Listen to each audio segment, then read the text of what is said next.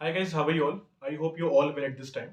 So today we'll discuss about the Canara Robeco Manufacturing Fund. Market के अंदर अभी just एक नया एनएफओ आया हुआ है म्यूचुअल फंड का और उस म्यूचुअल फंड का नाम है कैनरा रोबेको मैन्युफैक्चरिंग फंड। सबसे पहले हम इस वीडियो के अंदर ये डिस्कशन करने वाले हैं कि इस फंड के अंदर किस किस तरह की कंपनीज अवेलेबल हैं, किस तरह की इंडस्ट्रीज में पैसा इन्वेस्ट कर रहा है। Because there are my multiple subscriber who want to just know that कि इस फंड में अगर हम इन्वेस्टमेंट करें तो क्यों करें, और अगर इन्वेस्टमेंट करते भी हैं तो ऐसे कौन कौन से कंपनी के पोर्टफोलियो अवेलेबल है जहां पर आपका पैसा लगाया जा रहा है। आज की वीडियो में हम यही डिस्कशन करने वाले हैं कि कैनरा रोबैको का ये जो फंड है मैन्युफैक्चरिंग फंड, इसमें पैसा आपको किस इंडस्ट्रीज में लगाया जा रहा है, क्या इसका पोटेंशियल है लॉन्ग टर्म के हिसाब से। Alright, so before the start आपसे रिक्वेस्ट है, if you are new in this channel so please try to subscribe this channel and share this video with everyone so that they can also understand the benefit of insurance investment options. So let's start this video guys.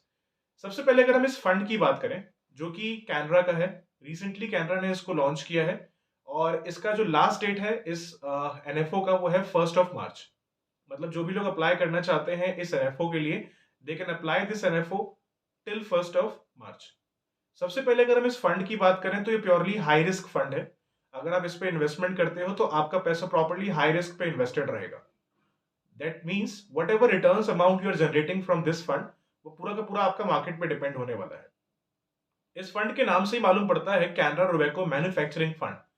Manufacturing से मतलब ये है कि आपका पैसा जो भी इस फंड के अंदर आज के रेट में इन्वेस्ट किया जा रहा है, company is going to invest your maximum money in the equity part.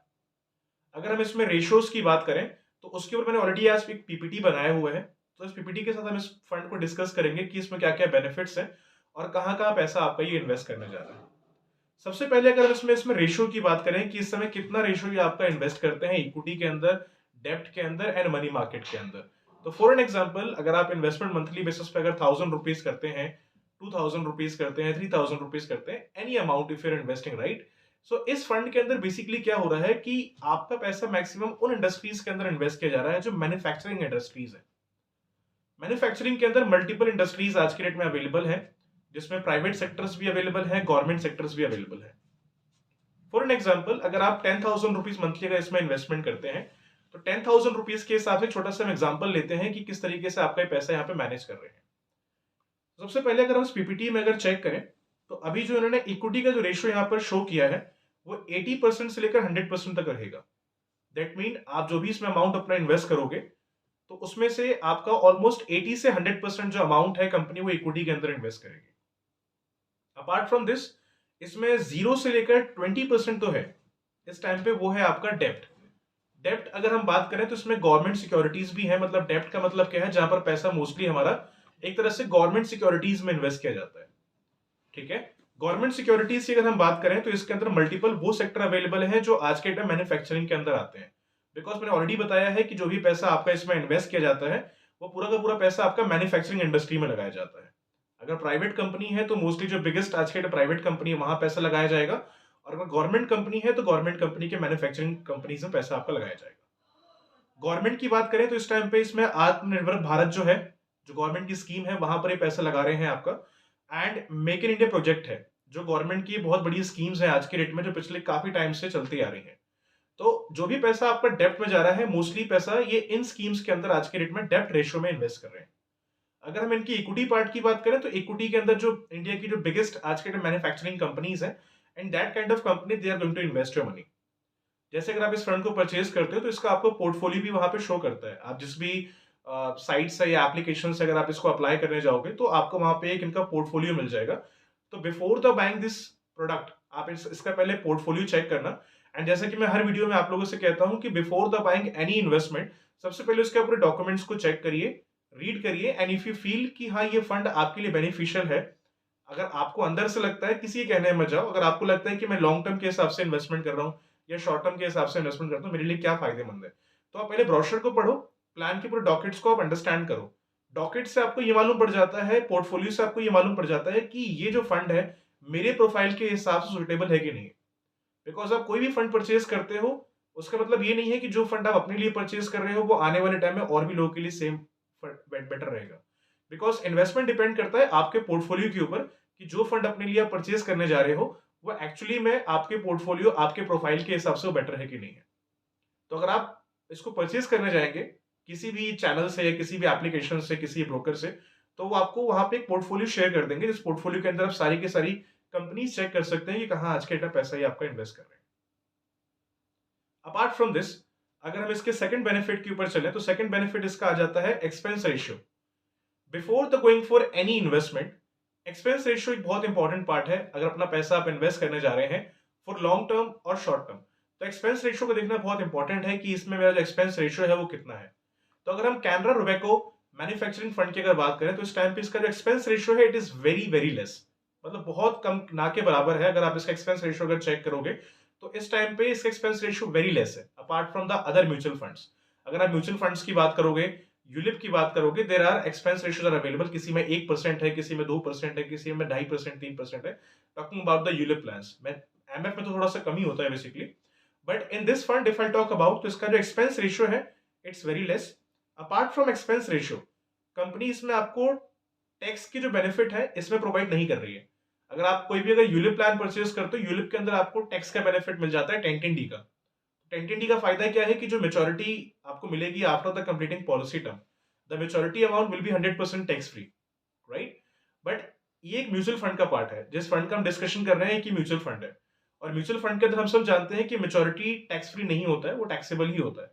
अगर आपका साल का प्रॉफिट अगर 1 लाख रुपए से अगर ऊपर चला जाता है, तो आपका जो भी गेन हुआ है, जो आपने प्रॉफिट गेन किया है, उस पर आपको एटलीस्ट 10% का एलटीसी टैक्स पे करना पड़ेगा। एग्जाम्पल समझते हैं, अगर आपने मान लो 15 ईयर्स का एक म्यूचुअल फंड परचेज किया है, फॉर एन एग्जाम्पल आपने सेम फंड लिया है Canara Robeco manufacturing fund, right. तो 15 ईयर्स के बाद जितना आपने प्रॉफिट इसमें से गेन किया है, डेफिनेटली मैं श्योर हूँ 15 साल के बाद अगर आप प्रॉफिट चेक करोगे तो एक अच्छा खासा अमाउंट आपका बल्क में बन चुका होगा। तो उस टाइम पे जितना आपने प्रॉफिट गेन किया है, उस प्रॉफिट के ऊपर आपका 10% का एलटीसी टैक्स लगेगा जो आपको पे करना पड़ेगा।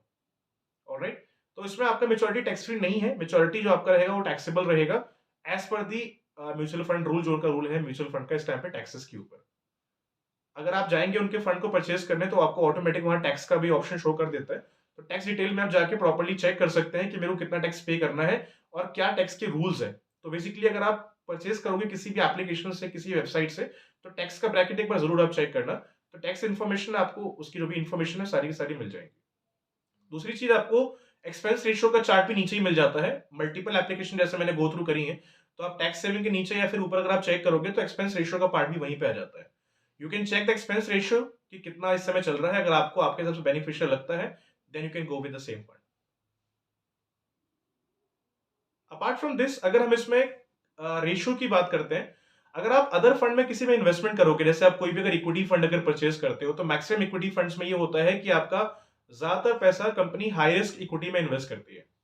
बट इस फंड की सबसे अच्छी खास बात यह है कि जो पैसा हम इन्वेस्ट करने जा रहे हैं, हमारा जो मैक्सिमम मनी है कंपनी इक्विटी में लगा रही है, ताकि आपको एक हाई ग्रोथ मिल सके। बिकॉज इक्विटी में क्या होता है, हाई रिस्क हाई रिटर्न, मतलब रिटर्न के चांस बहुत हायर रहते हैं, बट रिस्क भी उतना हाई लेवल का रहता है। लेकिन आप अगर लॉन्ग टर्म के हिसाब से अगर इन्वेस्टमेंट कर रहे हो, आई एम डेफिनेटली श्योर, अगर आपने 20 ईयर्स, 15 ईयर्स, 10 ईयर्स के हिसाब से अगर इन्वेस्टमेंट कर रहे हैं, तो हमारे इंडियन इकोनॉमी आने वाले 15 to 10 ईयर्स के अंदर में एक अच्छा खासा ग्रोथ प्रोवाइड करने वाला है। और जो इसमें 20% रेशियो है, 0 से 20% का रेशियो है, वो डेप्ट का है। बिकॉज डेप्ट किसी भी फंड के अंदर इंपॉर्टेंट होता है। हम मार्केट को एक अच्छा पॉजिटिव लेके चल रहे हैं, but we don't know future what will happen in the future. तो किसी भी कारण से अगर मान लो अगर मार्केट अगर गिर रहा है, तो एट दैट टाइम जो आपके फंड मैनेजर है वो आपके अमाउंट को स्विच कर देते हैं इक्विटी से डेप्ट में। वैसे तो इनका प्रॉमिस ये है कि आपका पैसा 80 से लेकर 100% तक लगाते हैं इक्विटी के अंदर, ठीक है।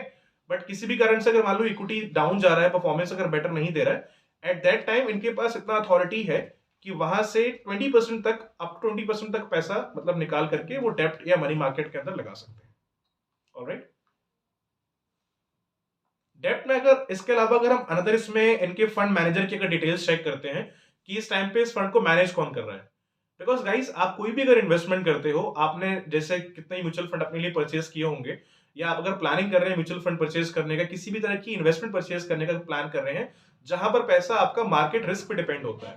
ये आपका म्यूचुअल फंड है तो ऑब्वियसली सी बात है, इसमें आपका जो भी रिटर्न बनेगा वो मतलब मार्केट के ऊपर ही डिपेंड होगा। Nothing is guaranteed in this fund. जो पैसा आप लगा रहे हो वो पूरा का पूरा मार्केट के ऊपर ही डिपेंड होगा। तो उसके अंदर एक चीज देखना बहुत जरूरी है। हमने कंपनीज की बात कर ली, कंपनी किस टाइप की इसमें अवेलेबल है, मैन्युफैक्चरिंग है जो पैसा हम लगा रहे हैं मोस्टली पैसा हमारा यहाँ मैन्युफैक्चरिंग इंडस्ट्रीज के अंदर ही जा रहा है। ज्यादातर आप जैसे डेप्ट की बात करो, इक्विटी की बात कर लो, जो पैसा आप लगा रहे हैं तो आपका जो अमाउंट है वो मैन्युफैक्चरिंग इंडस्ट्रीज के अंदर इन्वेस्ट होने के लिए जा रहा है। हमने ये अंडरस्टैंड कर लिया कि इंडस्ट्री किस टाइप की है, कंपनी कौन कौन सी है। इसके लिए अगर आप इन्वेस्टमेंट करने जाओगे किसी भी एजेंट या ब्रोकर के पास में, आपको वो शीट दे देगा जहां पे आप कंपनी की पूरी लिस्ट चेक कर सकते हैं, या आप इंटरनेट पे सर्च कर सकते हैं कि इसके अंदर कौन कौन सी कंपनी के पोर्टफोलियोज अवेलेबल है, तो आपको वहां पर भी शो कर देगा। ये चीज तो हमने देख लिया, क्योंकि हमारा जो रिटर्न है मार्केट लिंक प्लान में या मार्केट लिंक फंड में, वो दो चीज के ऊपर डिपेंड करता है। नंबर वन है उस फंड के अंदर कंपनी किस टाइप की है, इंडस्ट्री किस टाइप की है। बिकॉज इंडस्ट्री अगर आपको लगता है कि इसमें आईटी है, बैंकिंग है, या अगर मैन्युफैक्चरिंग है या ईवी है, तो ये सब इंडस्ट्री आप देखोगे आने वाले टाइम में ना ये इंक्रीजिबल है, मतलब इनके जो ग्रोथ है वो आगे बढ़ने वाले हैं, इनका ग्रोथ कभी डाउन नहीं जाएगा। आज आप डीजल में पेट्रोल में अगर पैसा अगर इन्वेस्ट करते हो अपना, तो इतना श्योरिटी नहीं है कि जो रिटर्न उसने पास्ट में अच्छे दिए हैं आने वाले 15-20 साल में उतना अच्छा रिटर्न देगा। बिकॉज धीरे धीरे अब आज के डेट में अगर देखोगे तो जो भी मोस्टली डीजल वाली जो गाड़ी है, जो पेट्रोल वाली गाड़ी है, वो डिक्रीज हो रही है। अब धीरे धीरे ईवी का जमाना तेजी में इंक्रीज हो रहा है, राइट।